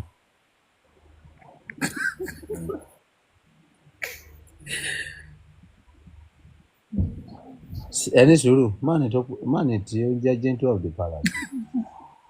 Sí tálákàlà lè pè ní àbíbọ̀rọ̀ kì ní àbólówó. Ọba olówó ni wọ́n. Olówó ni bẹ̀sí mi. Ok, olówó tó òkè náà nàkúnà. No, bẹ̀sí mi ní project níwájú ni ó pọ̀. Project tó ní ẹ ló fà á tí ò fi lè ṣe oore. No, mi ò mọ̀ bí wọ́n lè ṣe oore, mo kàn sọ pé ó possible kò jẹ́ àwọn kan tó ń go through nìyẹn. Ó wá pèèyàn ní bestie ẹ kò rí ẹ pé sápá mú ẹni pé abẹ́ bíríìjì ló ṣòṣò sí látàrí. Wọ́n bá mi sọ fún wọn ni. Sọ fún wọn sí. Ẹ̀sìn wọ́n ti lé ní shop mi lówó shop. Wọ́n ní káwọn èèyàn ṣàánú mi. Mo ti sọ fún wọn. Kí lè lówó shop? Ẹ mọ̀ pé mo sọ pé mi lówó dùn wọ̀nyẹn mọ́ níwọ̀n mo fẹ́ lọ lò ó fún. Ẹlẹ́jọ́ wẹ́wẹ́ ló ní owó shop. Ó náà mo sọ pé pẹ̀lú gbogbo wọn ti máa lò bí budget ní 5 million naira. Ẹbí àwa la bí ẹ. Gbogbo ìṣòro ayé àwa la fẹ́ báyìí fún. Lónà ọba mo ní àwọn owó kan lẹ́nu. Yọ owó tó ti ní kúrò nínú ẹ̀ kó sọ iye tó kù. Kí wọn kú bá bíi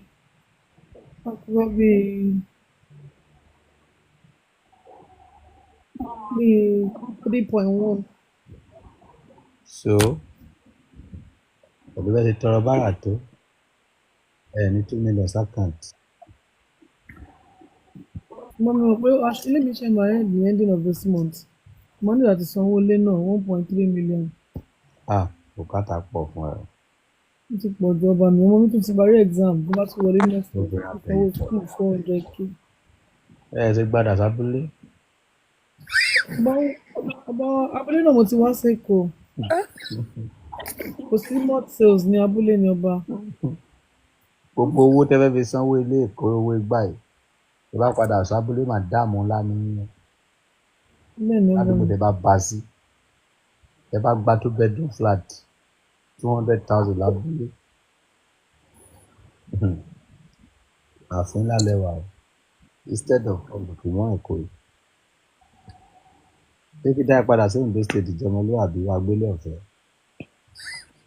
Bàbá mo lè gbé lábẹ́òkúta. Abẹ́òkúta náà mo ti wá sẹ́kù. Ìjọ ọmọlúwàbí mo fẹ́ dá ẹ padà sí. Okay. Ondo State. Okay. Ló pè ẹ́. Baba, I'll pray towards it. So Mama pay me, then I'll go. Ó yá jẹ́ kán sábà sọ́nà sí. Sick. Iṣẹ́ ti bẹ̀rẹ̀. Mo wà pẹ̀lú yín sà. Ìjọ ọmọlúwàbí tẹ́ lọ lọ́jọ́ ẹ̀ mo fẹ́ dá wọn láti wọn padà síbẹ̀ kó lọ máa ṣe sẹ́kẹ̀tì wọn bẹ̀. Wọ́n fún ní post níbẹ̀. Ó dẹ̀ máa ṣiṣẹ́ télọ̀ àwọn agbá ṣọ́ọ̀bù fún un. Ó dẹ̀ máa gbélé ọ̀fẹ́ sí ìbẹ̀sẹ̀ ìlú tó lè gbé ní àbí tí ìlú tó lè gbé. Ok, ṣé kí n máa sọ fún wọn báyìí náà? Ẹ máa yẹsẹ́ wò fún wọn ni òkè ń ṣe gbá. Kò ní di pé mo yàn kankan ò máa sọ fún wọn báyìí. Ẹ yá gan. Ibi tí ẹ fẹ́ lọ yẹn láìtàn wọ́n ní tí ẹ bá máa lọ bẹ̀ tíbẹ̀ máa rọrùn fún yín wọ́n lẹ gbọ́dọ̀ ti pé bíi 57 years sí 60 and then ẹ gbọ́dọ̀ lọ máa ṣe télọ̀ tẹ́ bá débẹ̀ mọ́jú lẹ́yìn pé kí ẹ lọ máa ṣe secretary nìkan kí ẹ dẹ̀ mọ́ báwọn àwùjọ ọmọlúàbí kẹ́ mọ́ báwọn lọ ra bíi orí eku orí ẹyẹ lọ́jà tán bá fẹ́ jó fún yàn pé òun níbẹ̀ fi lè gbé yín dáadáa so ohun tó jáde sí yín nìyẹn. Okay, ẹ ṣe gan fún mi. Ṣé máa lọ abẹ́ ẹ lọ? Ẹ ó ní tí bá ti pé 67, màá lọ 67. Kò bá ti rán nígbà yẹn à ní ìdárúgbó.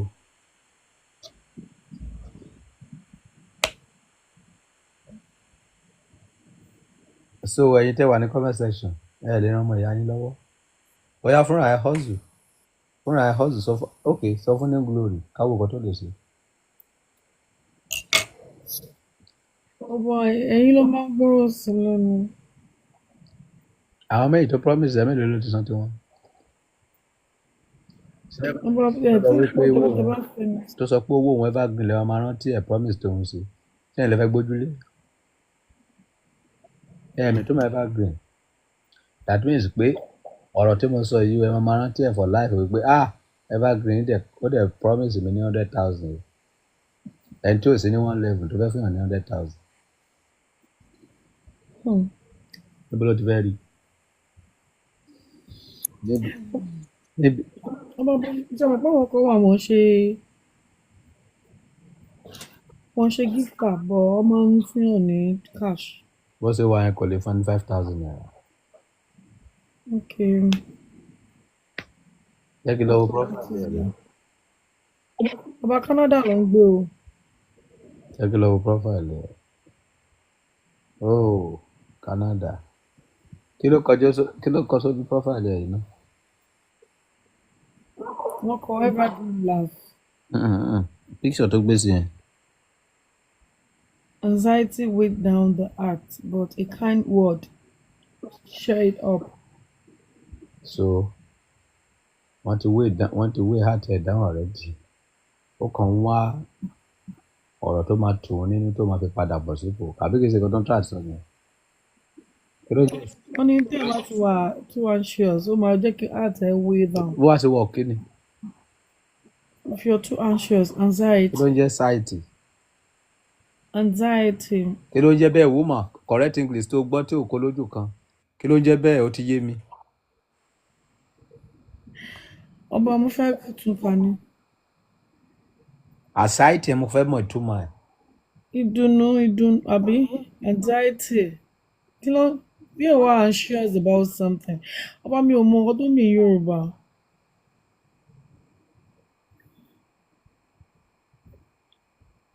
Ọ̀dà. Zumia kí ló túmọ̀ anxiety?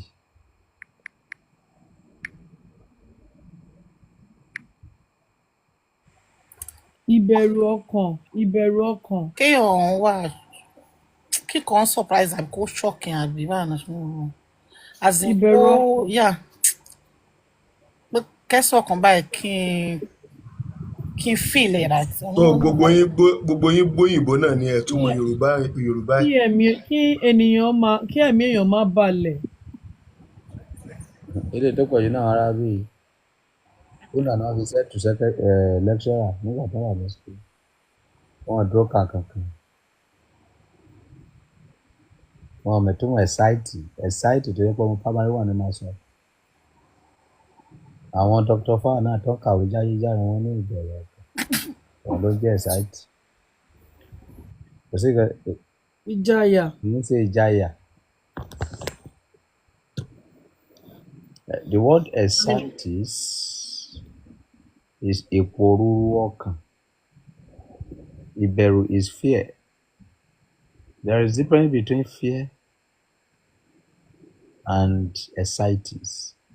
Excites is ìpòrúru ọkàn. Ìjayà is fear. Okay? Okay, my king.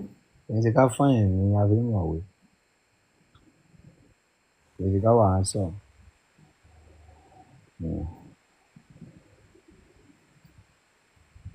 So ẹ sọ fún ní glory pé kó má send ìwé pẹ̀lú síbí yìí.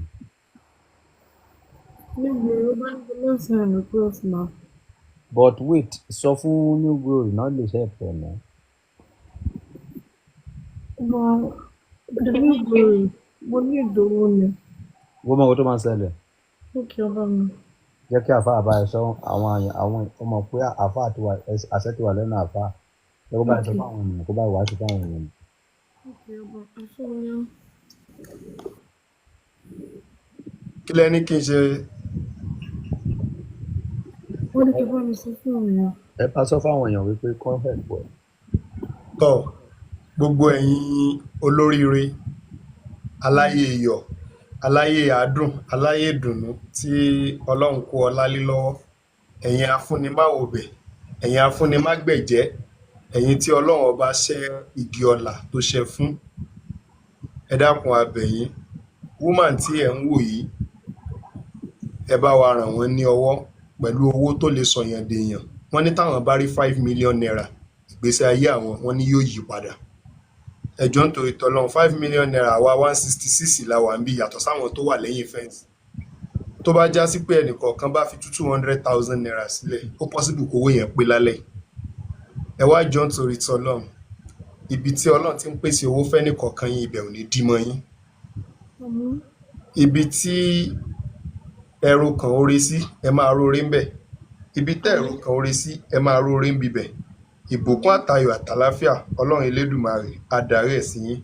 Bẹ́ẹ̀ bá wo wájú ẹ róore, tẹ́ ẹ bá wẹ̀yìn ẹ róore. Ayọ̀ àti ìdùnnú á máa lé yín bá ẹ jọ̀ọ́, ẹ bá wa ṣàánú wúmà yìí. Kò sí iye tó bá sẹ́ǹdì ó dínkù bẹ́ẹ̀ ni ó dínkù lára owó yẹn ni. Ẹ dákun torí Ọlọ́run, Olúwa bá wa bùkún yín. Ọlọ́run wọlá inú oṣù Rámádánà tá a wà yìí, gbogbo tí ń pa ẹnìkọ̀ọ̀kan yín lẹ́kún, Ọlọ́run ó sọ dẹ̀rín. Ẹlòmíì wà ó ní owó kò ní fọkànbalẹ̀, Ọlọ́run bá mi pèsè fọkànbalẹ̀ fún yín.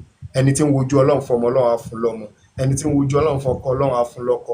Ẹni tí ń wojú Ọlọ́run fàyà, Ọlọ́run á fún láyà. Gbogbo ibikíbi tẹ́nìkọ̀ọ̀kan yín bá wà ní diaspora, ní Nàìjíríà, láfíríkà, lógbẹ̀rẹ̀ àgbáńláyé, Ọlọ́run bá mi pèsè ìbùkún àtayọ̀ àtàláfíà àti fọkànbalẹ̀ fún yín bẹ́ẹ̀. Ẹ jọ̀ọ́ ẹ bá wa ṣàánú wúmà yìí, ẹ jọ̀ọ́ ẹ pe àkáǹtì nọ́mbà yín, mo nígbàgbọ́ pẹ̀lú ògùn Ọlọ́run bẹ́ẹ̀ bá ti ń pè é tán owó sì mọ wọ̀ bẹ́ẹ̀. 0021807386 Sterling Bank. 0021807386 Sterling Bank.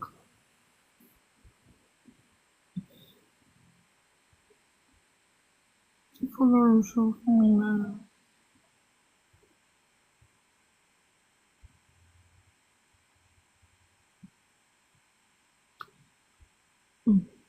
Operation. Lord, thank you.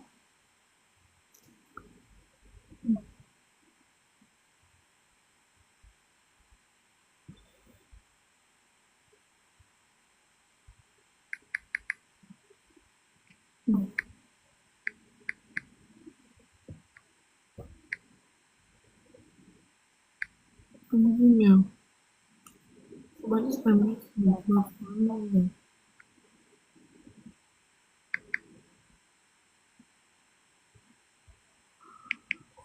Lord, I do.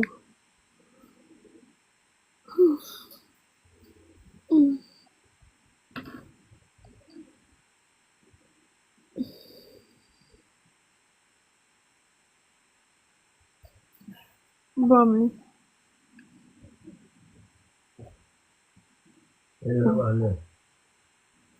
Okay, one minute. You too me confirm.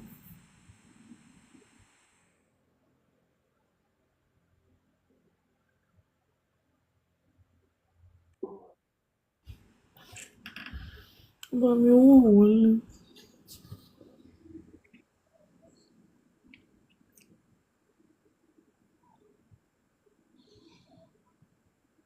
Thank you, Papi. Thank you so much, Papi.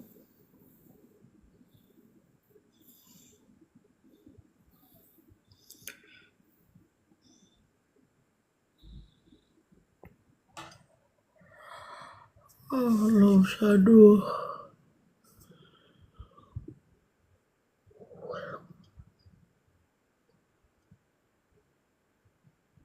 Thank you, sis.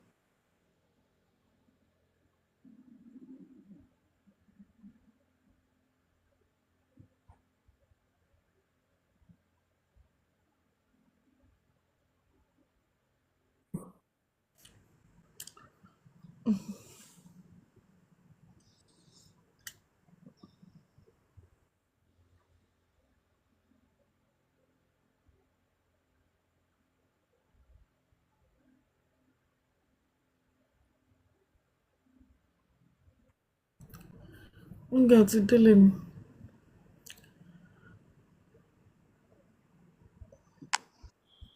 I thought that is tradition, Yeah, Risha. mo ti délé fẹ́ sáré ṣe smoothie.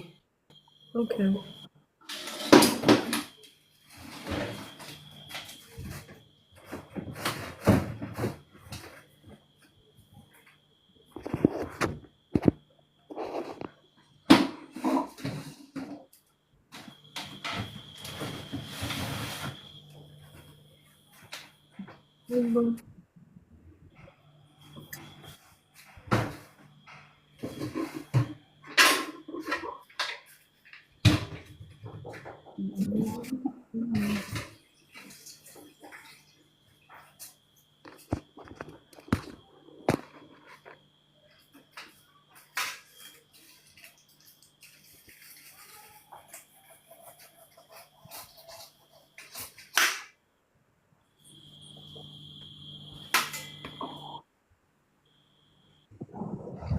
Longe, I love you. Àfà, ẹ tún love mi pẹ̀lú sápá tó wà lára mi. Mo rí pé ó máa padà dá fún yín ni. Àmín ya Allah, Ohun tó àmín. fà á nìyẹn. Ṣẹlẹ̀ hàn pé ẹni tá a bá rí nígbà tí ìṣẹ́ bá ń ṣẹ́ ni òun la máa ń fún lọ́rọ̀ ẹni nígbà tó bá dé. Benny. So bó ṣe jẹ́ nìyẹn. Thank you so much. Ẹ ṣé gan. And I love you too. Láìtọ̀ ní máa wọ̀ rí ó máa dá lágbọ́rọ̀ náà. Ó kàn ń ṣọmọ ìyá àjẹ́ bẹ́ẹ̀ ni. Ó bá dá ẹ má wọ̀ rí. Ẹ wo ẹ nípa mi.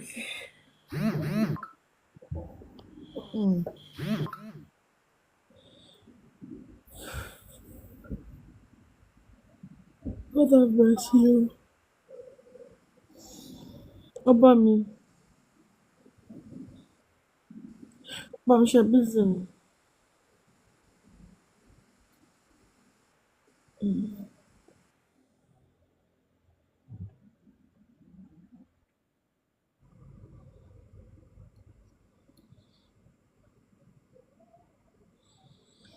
Ẹ̀gbọ́n wa ti busy.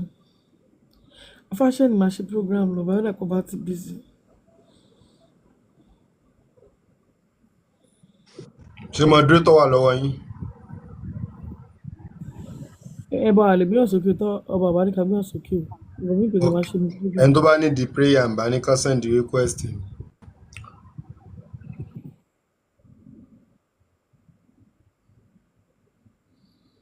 Zoom, I shall prepare later for Python. me.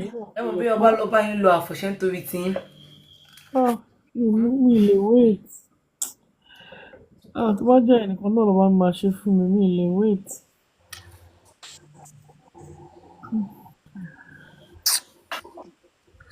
Wàláì, ojú mi ti wà ní. Gbogbo kìíní tàn fi pojú yìí torí ọba lẹ ṣe ń lò. Èèyàn náà lédùn wa yìí. Náà tiẹ̀ fẹ́mi náà lọ. Wọ́n kọ́ kí máa lè máa lo oríṣiríṣi sójú mi. Aláàjì nǹkan. Wọ́n jí wa.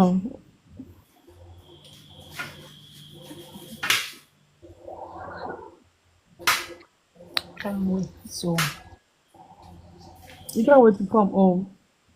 Kí ẹ sọ? Ẹ lè wait àti wálé ra ẹ́. Ọlọ́run, ojú mi ti wà láìjà. Bọ̀dẹ́ bá wá kọ́ ṣe máa padà sí Dubai ni. Mo ní resident. Oh. Yeah. That's good. Mo ní resident náà. Mo ń bọ̀. Ọlọ́run kẹ́ ọba pẹ̀lú àwọn ìyàwó olówó. Resident mi lélẹ̀. Okay. Resident permit. Yeah. Mo máa wálé, mo máa ń lọ ni. That's so good. Yeah. Ṣé wá dé sí Nàìjíríà ibo lẹ máa dé sí ṣé Èkó ni àbí? Máa kọ́ wà lẹ́kọ̀ọ́ kí n tó máa lọlé. Ibo nílé? Àkúrẹ́ mo base ni. Okay. Àkúrẹ́ ni ọ̀dọ̀ mi wà. Okay, ìbẹ̀rẹ̀ kọ́lé sí. Yeah. Ọmọ àgbàlagbà. Àìrọ̀. Àmọ́ ibẹ̀ mo rẹ́ǹtì lé sí. Láìpọ̀n. Máa. Wọ́n ìtòyàn ṣe máa ń pe Dubai. Wọ́n wà ní Dubai, wọ́n wà ní Cairo. Wọ́n máa sọ pé wọ́n wà lóyìnbó wáyé. Ibo ni wọ́n wà? No, mo ń béèrè ni like kì í ṣe Queen Sumia ni mo sọ. Ṣé tó fẹ́ ta sí Queen Sumia ní báyìí torí ọlọ́? Rárá, like those people. Cairo yàtọ̀ sí Dubai. Dubai international Dubai. Dubai is not Africa country. Ṣé ẹni tó bá wà ní Dubai ṣé káwọn láwọn wà ní Ghana ni? Dubai ń sìn ìlú òyìnbó ni Dubai àbí? Yes, no, Dubai is not Africa country. It's international. Oh my goodness. Queen Sumia. So Dubai ń sìn ìlú òyìnbó ni yìí ni? Okay, let me tell you, owó tí èèyàn mi ń pa ní Dubai, àwọn tó wà UK wọ́n lè má rí. Nǹkan tó fi ń ṣe kọ́ ni èmi ò mọ̀ ní ọkọ mi ò bẹ́ẹ̀ ṣe bẹ́ẹ̀ mi yìí èmi sì mo ní visa mo ní passport but mi ò rebi kó even though Abuja gan. Tí bá ti ń dárúkọ Cairo, ẹ má máa ẹ fẹ́ yọ Dubai sọ́tọ̀. Àwọn tó wà London gan wọ́n ó wù wọ́n kan wá sí Dubai. Wow. Ask Lighton. Lighton know Dubai is very okay. No, Queen Sumia, I understand. Ẹ mọ̀ kí mi sí mi ò travel rí, mi ò dé anywhere rí. Mo ní passport tó but mi ò travel rí. No, I know. Passport yẹn kò ní pẹ́ expire. Mo mọ̀ pé ọ̀kan tẹ̀ ń sọ right, but ẹ má ka Cairo mọ́ Dubai yàtọ̀. Kílẹ̀ rí mà? No, èmi kan kò fẹ́ mi sàlẹ̀ ni èmi ò fẹ́ dá sọ̀rọ̀ tó ń sọ. Dubai yàtọ̀, ó yàtọ̀ gèdègbè sí gbogbo ọ̀kan tẹ̀ ń sọ. Dubai is Arabu country. Ṣé àwọn Arabu olówó àbẹ̀ lòótọ́ ni? Àwọn Arabu ló ní Dubai. It's Arab country, boss. Really? It's a tourist country. Tó yẹ pé àwọn olówó ń wá spend owó síbi. Ẹ má ka comment section ẹ̀ tèmi ní kẹ́ máa gbọ́. Olówó, wọ́n máa wá síbi láti spend owó. You know how much I pay in a month? Oh, wow. Àwọn tó wà London, bills tí mo san bí wọn ò san. Tí mo san every month. What are you saying? Cairo ń ṣe kìíní Dubai. Ẹ wo àwọn yẹn ti fẹ́ máa kí n máa rẹ́rìn. You are right though, you are right. Onírè àti owó pọ̀, onírè àti Mo wish pé kí n tiẹ̀ even though bó tiẹ̀ jẹ́ Abuja kí n tiẹ̀ lọ. I'm telling you. Okay, Dubai ni Nigeria wà náà tó fi kọ́lé. So ó pè wọ́n, kò ṣe everybody ló máa wà l'Amẹ́ríkà, kò ṣe everybody máa wà London. Èmi ò lè lọ sí London. Tọ́lá bá ṣe, tọ́lá bá pé Abuja lè máa wálé. Èmi ò lè lọ London kí lọ ṣiṣẹ́. Èmi ò lè lọ ṣiṣẹ́. America kí n lọ ṣiṣẹ́. Èmi ò lè lọ Canada kí n lọ ṣiṣẹ́. Màá lọ visit country màá padà ni. Àmín, Ọlọ́run ṣe rọrùn fún yín. So I can't go any country and start working or do anything. Ṣé mo pé kìí ṣe tó wà ní London, UK ló wà òkè ṣá. Definitely. Thank you. So mo prefer Malaysia báyìí sí. Mo prefer kí náà porúkọ bí Dubai. ju àwọn country tẹ̀ ń wò lẹ́nu lóòótọ́ àwọn obìnrin wọ̀ ọ̀kẹ́ ẹ máa mẹ́kọ̀ọ́ owó bọ́ mi ò lè lọ láti lọ ṣiṣẹ́ mi ò lè ṣiṣẹ́ anywhere I make my money. Wow. Tẹ́tẹ̀lé kọ́lé ẹ ti make owó nìyẹn so there's no èmi tí mo ti lọ sí Asia countries mo ti lọ Arab countries mo ti lọ sí Africa countries tí mo máa ṣe wàá ṣe màá ṣe.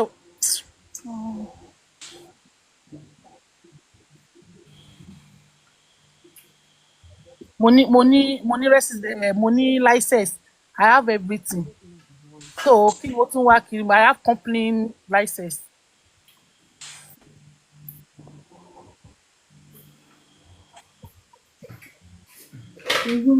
Wọ́n tó mú sí àmọ́ mọ́.